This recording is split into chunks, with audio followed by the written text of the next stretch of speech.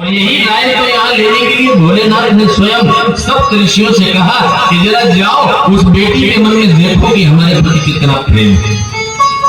और सप्त ऋषियों ने कहा कि अरे किसका आराधना कर रही हो, किसका जप कर रही हो, किसकी उपासना कर रही हो, क्या चाहती हो? तो उन्होंने कहा, पार्वती जी ने कहा, ऋषियों हम भोलेनाथ की उपासना कर रहे हैं, भोलेनाथ को ही चाहते हैं। जरा प्रेम की परीक्षा लिया यहाँ ऋषियों ने कहा, भोलेनाथ की, भोलेनाथ को जानती हो? न घर न द्वार न कपड़ा न लत्ता, बने सन्यासी मरघट में श्मशान की और चिताओं की बागुट लपेटे घूमते रहते हैं, सांप गले में। अरे यही तुमको संसार में बर मिला? हम तुमका हम बर नहीं बिचारा, हम तुम्हारे लिए बढ़िया बर देते। कौन?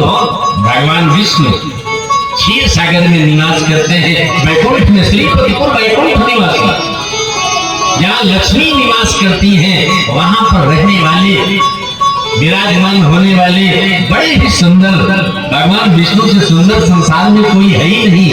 ऐसे सुंदर वर के साथ तुम्हारा विवाह करा। पार्वती जी ने कहा कि आप लोग विवाह कराते हो क्या? ये मैरिज ब्यूरो खोले हो क्या?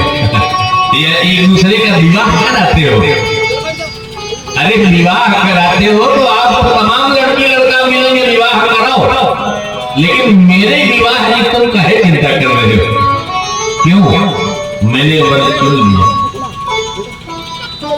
मैंने अपने आप में चयन कर लिया है और चयन हो चुका है, निर्णय हो चुका है। तुम काहे के लिए परेशान हो?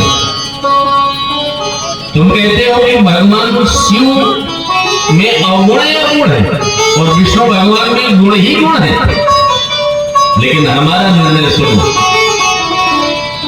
महादेव अवगुण भवन और विष्णु सकल गुणवान, लेकिन यही वेद मन रम जाए जहां, सोईते ही शंका। ये विवाह मन मिलने का है। संसार में तमाम लोग हैं, कोई रूप से सुंदर होगा, कोई गुणों से सुंदर दिखा होगा, लेकिन ये हमारे भोलेनाथ जो है ना, ये गुणातीत है, ये अलग है और हमें ऐसा ही होना चाहिए। ऋषियों ने जिस समय बताया भोलेनाथ को, भोलेनाथ ने कहा अब हम विवाह करेंगे। ब्रह्मा जी देवताओं के साथ भी भोलेनाथ के पास पहुंच गए। ब्रह्मा जी को लगा कि परीक्षा में देर हो रही है, विवाह नहीं हो रहा। और तारकासुर नामक दैत्य जो है ना, ये मरेगा तो केवल भगवान भोलेनाथ के बेटा से मरेगा। तो ब्रह्मा जी ने ही मांग लिया। भोलेनाथ ने से कहा, ये देवता सब आए हैं, हम ब्रह्मा हैं, एक बार भोलेनाथ एक वरदान दे दो। क्या? महाराज हम आपका विवाह देखने का। भोलेनाथ ने कहा, अरे बाबा तुम बूढ़े हो गए, हम ही बूढ़े, कई विवाह हमारे हो चुके, तुम विवाह भी देखने के उत्सुक बने, तुम विवाह देखना चाहते हो? कहीं हम नहीं कि देवता, ये लड़के देखना चाहते। लोग कहा नहीं करते, जब अपने ऊपर बात आवे तो नहीं, हमारा तो नहीं, लड़कन का मन है तभी, ये बच्चों का मन वही कहा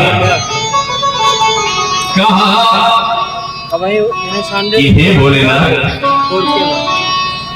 सब देवन के हृदय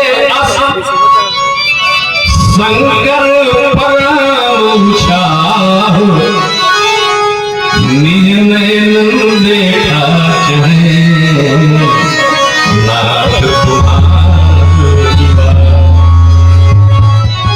अच्छा, आजकल भी लोग विवाह देखते हैं, जिनका विवाह हो गया है वो विवाह की वर्षगांठ मनाना शुरू कर दिए, और वर्षगांठ में विवाह की तरह दृश्य आते, वो जयमाल होगा, वो ये।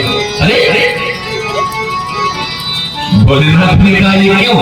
यहाँ भी ये असल में बच्चे लोग जो पाश्चात्य संस्कृति से जुड़े बच्चे हैं, वो माता पिता से कहते नहीं इस बार तो 25वीं वर्षगांठ मनाई जाए। मुझे जिन्हें देखा चाहे नाथ तुम्हारा।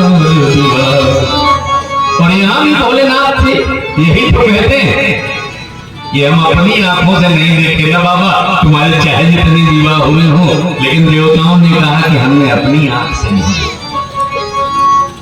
एक जगह विवाह हो रहा था, राम सीता का विवाह किया जा रहा था। विवाह पंचमी अभी आने वाली है, दिसंबर हो रहा था विवाह। तो एक आदमी बड़े गजब से बोले, कहा अरे ये जो विवाह हो रहा है ना, ये उस विवाह में भी उतना आनंद नहीं था जब राम सीता का विवाह हुआ था जितना अब आनंद है। तो लोगों ने कहा वहां क्या कमी थी?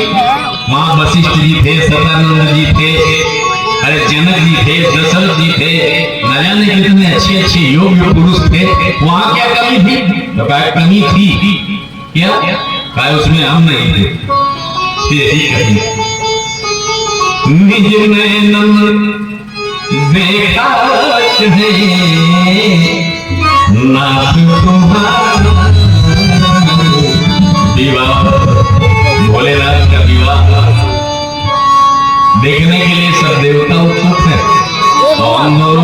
कैंसर लोग उत्सुक है, लेकिन अब विवाह के लिए जाओगे तो तैयारी करोगे। अरे कपड़े वपड़े बढ़िया होने चाहिए, थोड़ा विवाह के लिए अपने साधन सवारी तैयार करने पड़ेंगे। तो आज नहीं है बात, तैयारी कर लेना, कल बढ़िया भोलेनाथ का विवाह होगा। कल विवाह होगा तो थोड़ा तैयारी के साथ आओगे। भोलेनाथ की बारात में चलोगे सब लोग कि नहीं? ये लोग चलोगे? अरे बहुत बड़ी बारात गई थी भोलेनाथ की, कल और लोगों को लेके आना। और भोलेनाथ की बारात ऐसी है कि बिना निमंत्रण वाले भी जाते हैं। हाँ, उसमें सब चलो, भोलेनाथ की बारात में सब बिना निमंत्रण के भी चलो, और सब चलेंगे। वो देवता है तो चलेंगे, भूत है तो चलेंगे, सब तरह के लोग चलते हैं। भोलेनाथ का दरबार ऐसा है कि वहां सब समाहित हो जाते हैं। आधा है चंद्रमा सर पे तेरे,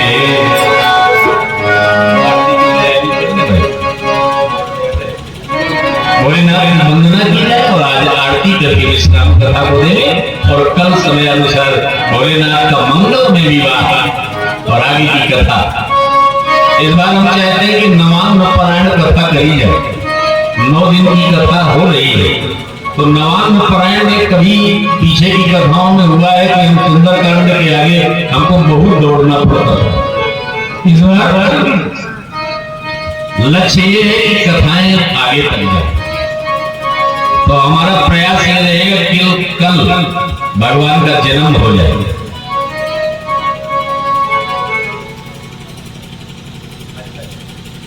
अरे वाह! और परसों भगवान की प्राण प्रतिष्ठा भी नहीं होनी है। भगवान राम शेषावतार लक्ष्मण जी की, और इसी क्रम से हम चाहेंगे कि बालकांड 3 दिन में रखा जाए, जिसमें वो प्राण प्रतिष्ठा के दिन भगवान राम लक्ष्मण का सुंदर जनकपुर भ्रमण और पुष्प वाटिका और विवाह धनुष भंग ऐसी मांगलिक लीलाओं का वर्णन किया जाएगा। तो इस बार की कथा आपको आगे तक भी, जहाँ बहुत प्रसंग छूट जाते हैं, चाहते बहुत है लेकिन नहीं हो पाते, तो इस बार की कथा वहां तक पहुंचा करके बढ़िया विश्राम लिया जाए। आइए। आधा है चंद्रमा सर पे तेरे,